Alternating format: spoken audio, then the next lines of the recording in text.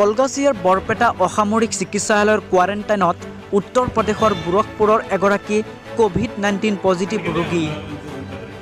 সমগ্ৰ অসমত পুনৰ ক্ৰমান্বয়ে ভয়াৱহ ৰূপ ধাৰণ কৰিবলৈ লৈছে কোভিড-19। উত্তৰ প্ৰদেশৰ গোৰখপুৰ জিলাৰ অংকিত ৰায় নামৰ এজন 24 বছৰীয়া যুৱক ব্যৱসায় সন্দৰ্ভত বৰপেটা ৰোডত আহিছিল।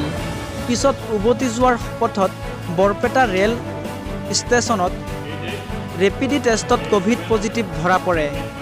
পিছত বৰপেটা ৰোডৰ পৰা 108 এম্বুলেন্স সেৱাৰ জৰিয়তে আজি ৰাতিপুৱা বৰপেটা অসামৰিক চিকিৎসালয় কোৱাৰেণ্টাইনত ভৰ্তি কৰে। অসামৰিক চিকিৎসালয়ৰ অধীক্ষকে জানিবলৈ দিয়া মতে যুৱকজন বৰ্তমান সুস্থ আছে। এই ঘটনা বাহিৰত প্ৰচাৰ হোৱাৰ পিছৰে পৰাই অঞ্চলটোৰ ৰাইজৰ মাজত তীব্ৰ আতংকৰ সৃষ্টি হোৱা দেখিবলৈ পোৱা গৈছে। अलीपुर दौर से हाँ उसके बाद गुवाहाटी जाने वाला था। बरपेटा रोड में क्यों उतरा? बरपेटा रोड पे যোৱা ৰাতি অনুমান 12টা বজাত মোক জইণ্ট ডাইৰেক্টৰ ছাৰে ফোন কৰিছে যে এজন কোভিড-19 পজিটিভ কেছ ধৰাত পৰিছে বৰপেটা ৰেল ষ্টেচনত ৰুটিন টেষ্ট কৰাৰ সময়ত। গতিকে তেওঁক আমাৰ হস্পিটেলত ৰাখিব লাগে।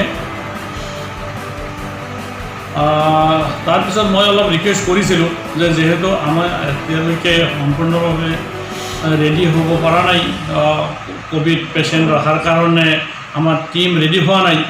গতিকে যদি এই পেচেণ্টটো বৰপেটা ৰোডৰ বৰপেটা চিভিল হস্পিটেলৰ পৰিৱৰ্তে বৰপেটা মেডিকেল কলেজত যদি ৰাখিব পাৰে।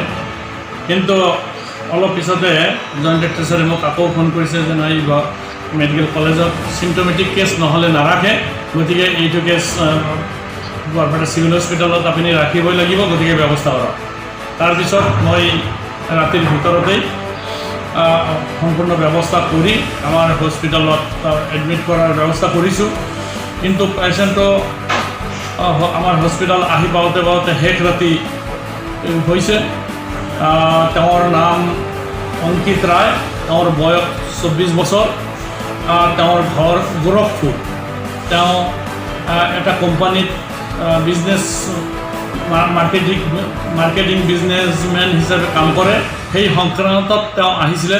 বৰপেটা ৰোডত অলপ কাম আছিল, কামখিনি কৰি তেওঁ গুৱাহাটী যোৱাৰ কথা আৰু গুৱাহাটীৰ পৰা কাম শেষ কৰি আকৌ উভতি যোৱাৰ কথা। কিন্তু বৰপেটা ৰোডত ৰেল ষ্টেচনৰ পৰা নামি ওলাওঁতেই তাত ৰুটিন টেষ্টত তেওঁ পজিটিভ ধৰাত পৰে, ৰেপিড টেষ্টত, আৰু তেওঁক আমাৰ হস্পিটেলত ভৰ্তি কৰাৰ কাৰণে পঠোৱা হয়। তেওঁৰ মানুহজন সুস্থ আছিলে?